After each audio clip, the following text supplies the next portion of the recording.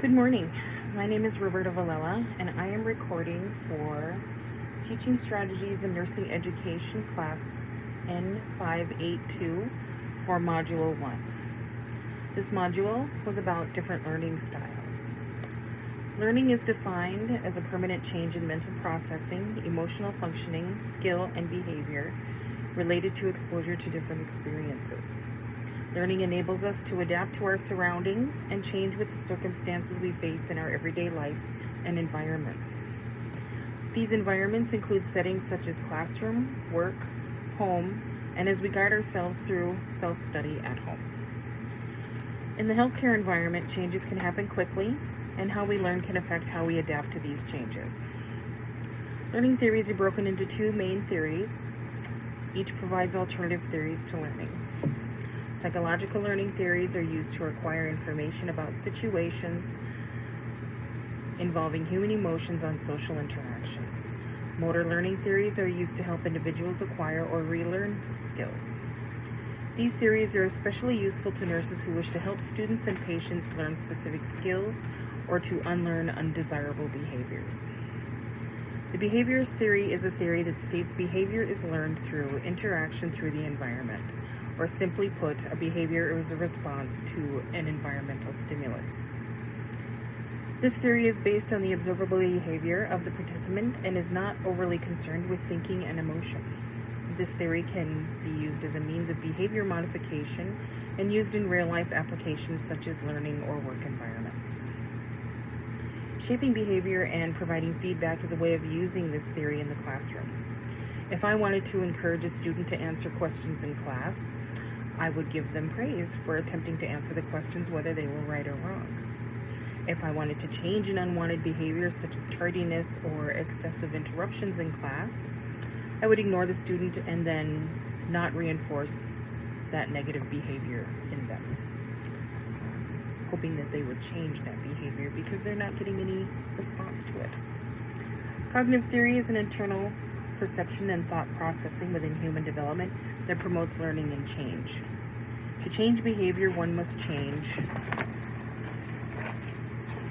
the individual's way of thinking. Cognitive psychology is a scientific study of the mind as the information processor. Perception, thought, memory, and ways of processing information must be directed by the individual. Information interpretation is based on previous knowledge. The learner then takes the information and reorganizes it into a new perspective for understanding. Cognitive theory is used while teaching skills simulation to students. This theory would give me insight into the students' thought processes and how they learn. Many times students will take what they need from skill demonstration, hitting the high points of the presentation and dumping what they don't need, basically what they need for a task. This is also evident in lecture. Cognitive learners will take the information they need that is most important and leave behind secondary information. Social learning theory emphasizes the importance of observing, modeling, and imitating the behavior, attitudes, and emotional reaction of others. For social learners, behavior is learned from the environment through the process of observation. Learning occurs in response to stimuli and response to that stimulus. Positive or negative reinforcement can have an impact on whether the behavior will lead to change in the individual's learning. This type of learning can occur between the experienced nurse and the novice nurse. The more experienced nurse demonstrates a desirable professional attitude and behavior as a mentor to the less experienced novice nurse. As a role model to the novice, an experienced nurse demonstrates enthusiasm, organization, caring, and self-confidence, as well as the knowledge and skills the novice nurse requires for learning. This theory can be used to decrease feelings of inadequacy in the novice nurse and promote confidence and guidance as the novice nurse learns. Psychodynamic theory states that events in our childhood influence our adult lives and shape our personality. This theory is based on the motivation and emotions elicit learning rather than cognition to response stimuli. Conscious and unconscious forces, personality conflicts, and the enduring effects of childhood experiences influence the individual's behavior as an adult. Individuals may or may not be aware of their motivations or why they think or feel or act the way they do. They just know that they do. This theory is based on work by Sigmund Freud and the id and the ego. The id is the superego. It's what drives the desire for pleasure, sex. It is also known as the life force known as eros. Atos is described as the aggressive, self-destructive impulses that drive the death wish for the superego. The ego mediates these two forces and brings the person back to reality. Instead of indulging in the immediate gratification, the ego will weigh the choices available to the id and the superego and encourage healthier, stabler choices. In healthcare, nurses must rely on the ego to cope with the ins and outs of the daily nursing routine. Providing care to patients while facing conflicting values can be difficult and cause professional burnout. I have seen this in nursing students during their acute care clinicals. This often stems from unrealistic expectations on the part of the nurse for self-performance. The nurse can become defensive in an attempt to come to grips with the reality of the situation. This leads to compensation. Nurses might make up for the weakness or lack of self-performance by excelling in other areas. The humanistic theory is based on internal feelings about self and the ability to make wise choices and what needs affect learning and change. The humanistic theory is comparable with nursing focuses on patient-centered care. This theory states that motivation is derived from each person's needs, subjective feelings about self, and the desire to grow. Learning is facilitated by curiosity, positive self-concept, and situations where people respect individuality and freedom of choice.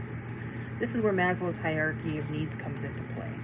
Meeting the patient or student's basic needs can lead to increased self-esteem and self-actualization. This theory allows nursing students to grow emotionally in their clinical experience and emphasize on patient healing and building a therapeutic relation with the patients they care for. Now that we have discussed the three major theories, we will discuss the three scenarios presented in this project outline. In the first of the three scenarios, I have a nursing orientee who is having difficulty understanding the idea of titrating a drug dosage. For this scenario, understanding what the orientee understands in relation to titrating drug dosages is important. What is the experience the orientee has had in the past with this sort of task? The orientee might be a social or a cognitive learner that needs to have demonstration in a hand-over-hand learning environment. As a visual learner, providing materials that discuss the basics of titration in relation to this medication might be important to the nurse for long-term retention of the procedures. Obviously, supervision is required until the orientee is proficient enough to perform the skill independently. In the second scenario, I will be counseling a nursing student who is failing a course. Using the self-efficacy theory, I would investigate what is affecting the student's ability to perform. In many cases, there is something that brings down the student's self-esteem in relation to the course they are failing. Is the content over the student's head? Does the content hold no interest for the student? Or is the student simply not grasping the concept presented in class? What is going to motivate the student to perform better? As an instructor who is trying to encourage my student, the first thing would be to develop strategies in this class that work with the student's learning style that the student already uses in other classes to succeed. Maybe the student needs a new way of looking at the material that can increase understanding. Increasing the level of self-efficacy in relation to this subject can help the student organize her studying and perform better in class. Discussing and demonstrating other avenues for interpreting the information can give the student more success, can help them succeed where they have failed. In the third scenario, we see ourselves precepting a new nurse at a home health care agency. Using the social cognitive theory, teaching my preceptee would begin with demonstration and supervision of tasks. Demonstrating tasks and using a hand-over-hand technique to teach procedures, skills, and tasks can help my preceptee learn her role in the home health setting. With repetitive performance and being a role model to my preceptee, she can learn about the job while doing the job. When she performs adequately and correctly, positive reinforcement and feedback is applied. This is a huge motivator in self-learning and confidence for those who are new to nursing practice.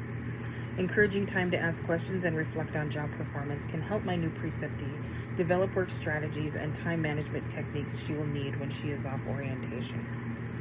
Throughout this module, we learned that theories on learning can provide us with a framework that describes, explains, and predicts how differently people learn. Learning is an individual process for each of us. How we learn is the basis of how we retain knowledge. Learning about how different students and patients can learn can help us as nurse educators and healthcare providers encourage wellness and competency within them and open their minds to how they learn. Applying the knowledge can lead to self-actualization and success, whether it be in the classroom setting or in the healthcare setting. I thank you for your time. I'm not sure how you wanted us to approach this project, but I am open to constructive criticism.